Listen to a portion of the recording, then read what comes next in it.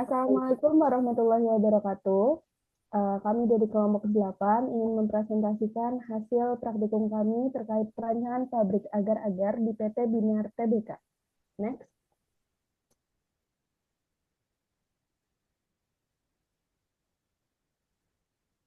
Next.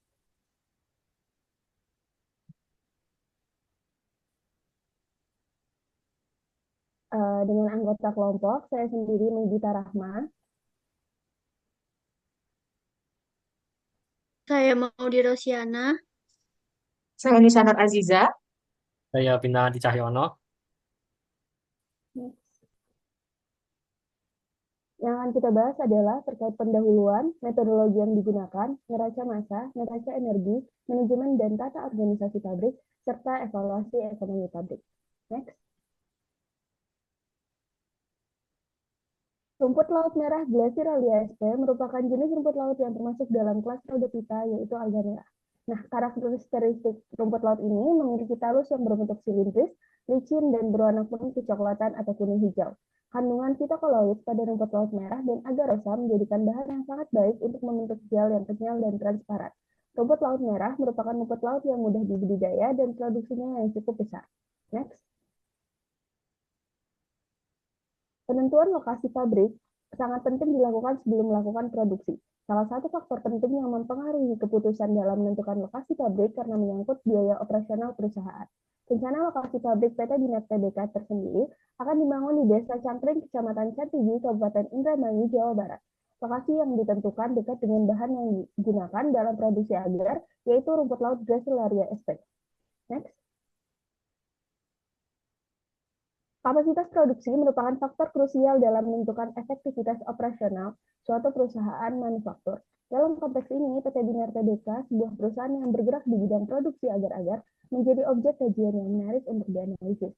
Berdasarkan data yang tersedia untuk periode 2015 hingga 2016, terlihat adanya dinamika yang signifikan dalam aspek produksi, konsumsi domestik, serta aktivitas ekspor dan impor. Secara keseluruhan, analisis terhadap data kapasitas produksi, konsumsi domestik maupun aktivitas ekspor dan impor periode 2015 hingga 2016 menunjukkan tren yang positif. Stabilitas produksi yang disertai dengan peningkatan konsumsi domestik dan ekspor mengindikasikan daya saing yang baik dari perusahaan ini, bagi pasar lokal maupun global. Sedangkan untuk kapasitas produksi yang diperkirakan pada tahun 2025, PT Binar Tbk adalah sebesar 10.703,49 ton per tahun. Next. Untuk metodologi spesifikasi produk, yang pertama adalah Gracilaria sp berbentuk silindris atau gepeng dengan percabangan mulai dari sederhana sampai pada rumit dan ribut. Yang selanjutnya ada HCl, terdapat spesifikasi fase liquid dengan bau yang tajam, titik lebur sebesar 114,4 derajat Celcius, titik didih mencapai 85,1 derajat Celcius, stabilitas stabil terhadap suhu sampai 1.500 derajat Celcius, dapat digunakan sebagai pelarut. Yang ketiga ada NaOH yang bertekstur padatan berwarna putih, menyerap air dan karbon dioksida dari udara, titik lebur sebesar 318 derajat Celcius, titik didih 1390 derajat Celcius, dan spesifik gravitasi 2,13 yang larut dalam air, alkohol, dan gliserol. Dan terakhir ada NaOCl berbentuk cairan berwarna hijau kekuningan. Next.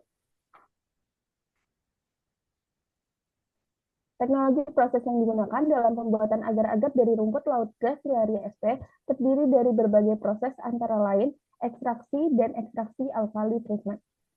Setiap proses yang digunakan dalam produksi agar-agar memiliki kelebihan dan kekurangan masing-masing dari aspek bahan, proses, dan kualitas, sebagaimana yang tertera pada tabel berikut ini.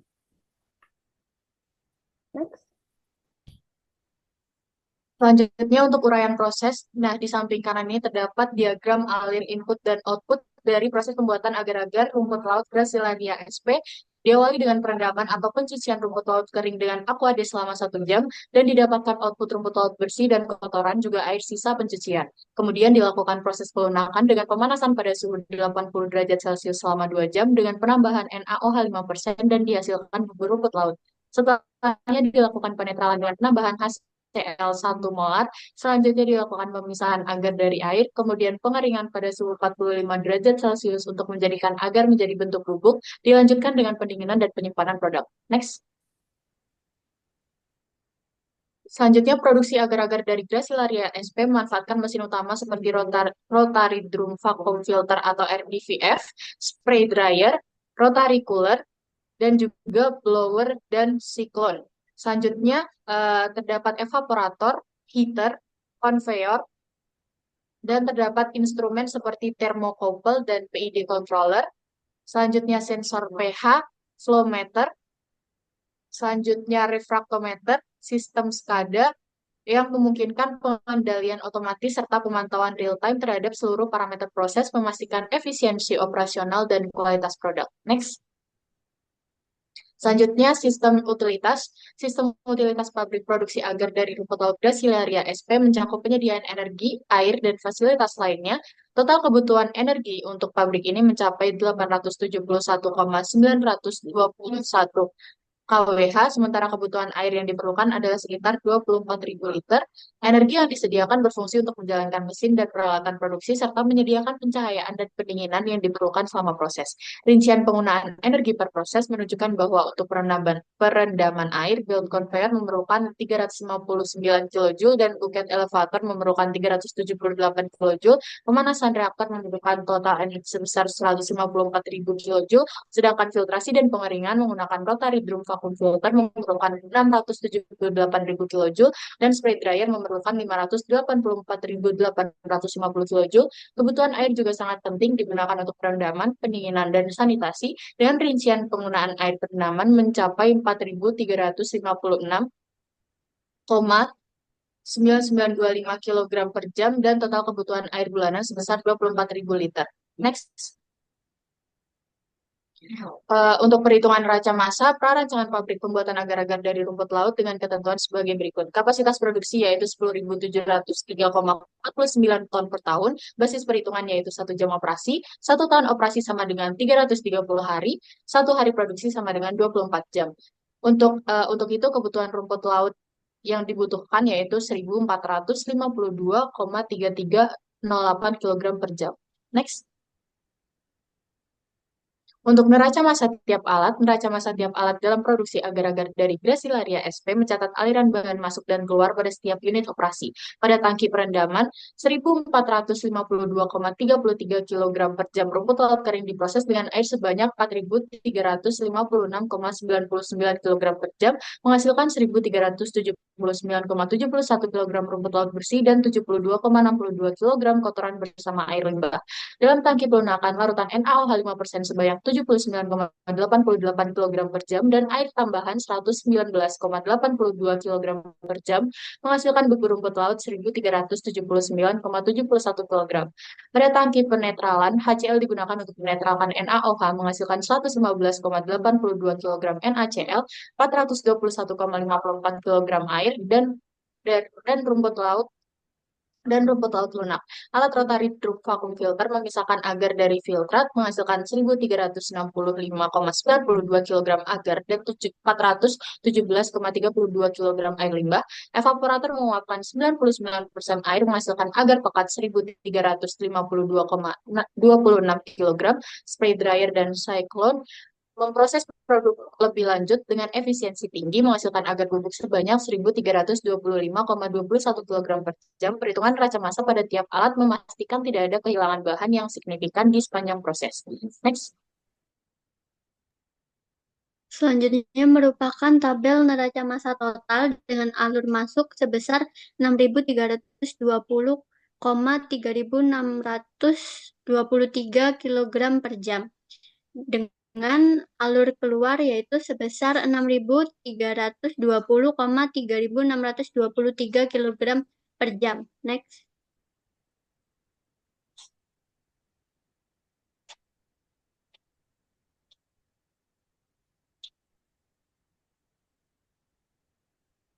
Selanjutnya, untuk neraca energi merupakan metode yang digunakan untuk menghitung aliran energi masuk dan keluar dalam suatu sistem. Dalam konteks pabrik, neraca ini membantu dalam memahami efisiensi penggunaan energi serta identifikasi potensi penghematan energi. Komponen energi yang dihitung meliputi energi panas, energi listrik, dan energi mekanik dengan rumus perhitungan input energi dikurang output energi dikurang kehilangan energi sama dengan 0 dengan keterangan input energi yaitu total energi yang digunakan selama proses produksi. Output energi merupakan energi yang dihasilkan atau disimpan dalam produk akhir, dan kehilangan energi merupakan energi yang hilang selama proses, misalnya melalui panas yang tidak terpakai. Next. Untuk perhitungan neraca massa untuk perhitungan neraca energi didapatkan persamaan yang digunakan untuk menghitung nilai panas atau Q menggunakan data CP dalam bentuk konstanta Q sama dengan M kali CP kali delta T. Data CP konstanta diperoleh dari Perry Chemical Handbook volume 7 halaman 354, sedangkan data CP konstanta untuk bahan yang dihitung berdasarkan gugus fungsi dapat dilihat pada buku Perry Chemical Handbook volume 7 halaman 354. Next. Untuk salah satu contoh dari proses perhitungan neraca energi yang kita pakai merupakan neraca panas tangki perebusan. Proses pemanasan awal membutuhkan panas sehingga dibutuhkan steam dengan keterangan temperatur sebesar 120 derajat Celcius. HV sama dengan 2706,3 kilojoule per kilogram, HI sama dengan 503,7 kilojoule per kilogram, dan lambda sama dengan 2202,6 kilojoule per kilogram. Kemudian dicari jumlah steam yang dibutuhkan dan didapatkan hasil 4609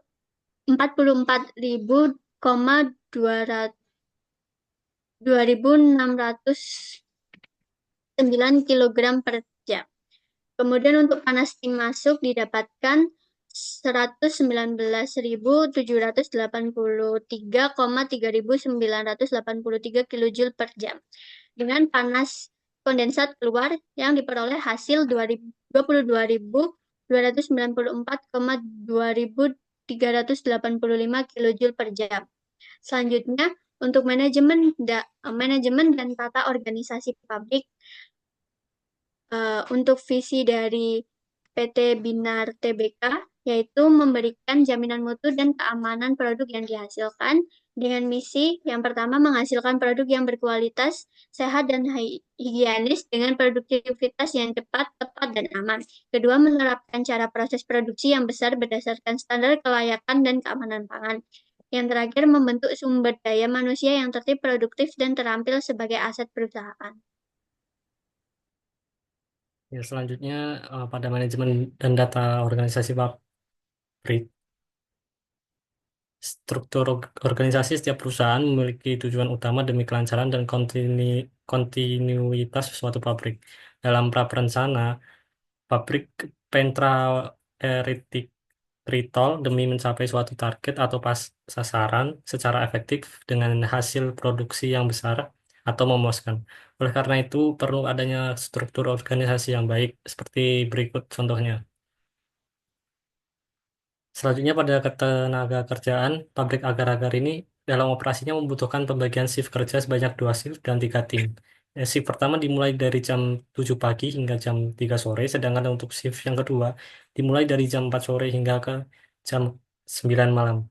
Jadwal produksi dari pabrik agar-agar ini sendiri dalam seminggu itu sebanyak 3 kali dengan 6 hari kerja dan 1 hari libur. Serta dalam sehari para karyawan bisa bekerja dalam rentang waktu 8 jam. Jumlah seluruh karyawan yang bekerja pada pabrik agar-agar sebanyak 87 orang per tim yang dibagi dengan menjadi tim A, tim B, dan juga tim C sebanyak 29 orang pada masing-masing tim. Jumlah karyawan proses dapat dihitung bisa dilihat sebagai berikut.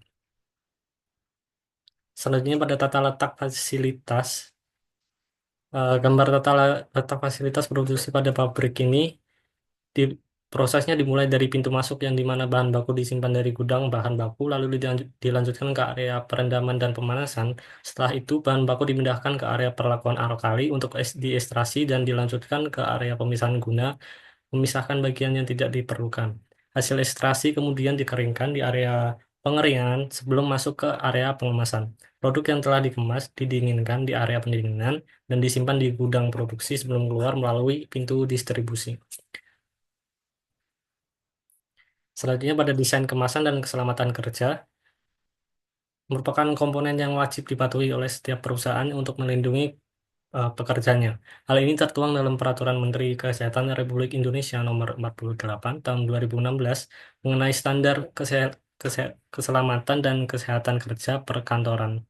Penerapan SMK 3 pada unit produksi olahan pangan dilakukan berdasarkan kaidah manajemen meliputi kebijakan penerapan SMK 3, perencanaan, penerapan, evaluasi, dan tindakan perbaikan atas penyelenggaraan jaminan kesehatan dan keselamatan kerja.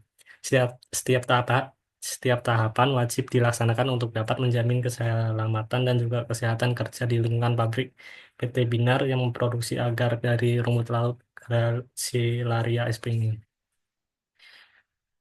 Selanjutnya, pada evaluasi ekonomi pabrik, itu merupakan proses analisis yang dilakukan untuk menilai kelayakan finansial dan efisiensi operasional suatu pabrik atau usaha produksi.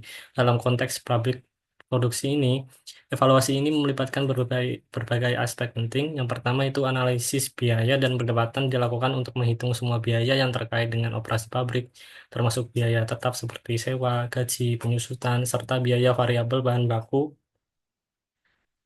dan energi. Selain itu, pendapatan yang dihasilkan dari penjualan produk juga diperkirakan untuk menentukan profitabilitas. Salah satu alat yang digunakan dalam evaluasi ekonomi adalah Net Present Value atau NPV yang menghitung nilai sekarang dari aliran kas yang diharapkan di masa depan, dikurangi dengan investasi awal. NPV yang positif menunjukkan bahwa proyek tersebut layak secara ekonomi. Selain itu, Internal Rate of Return atau IRR juga dihitung untuk menentukan tingkat pengembalian dan yang diharapkan dari investasi, di mana IRR harus lebih tinggi dari suku bunga minimum yang diharapkan untuk dianggap layak.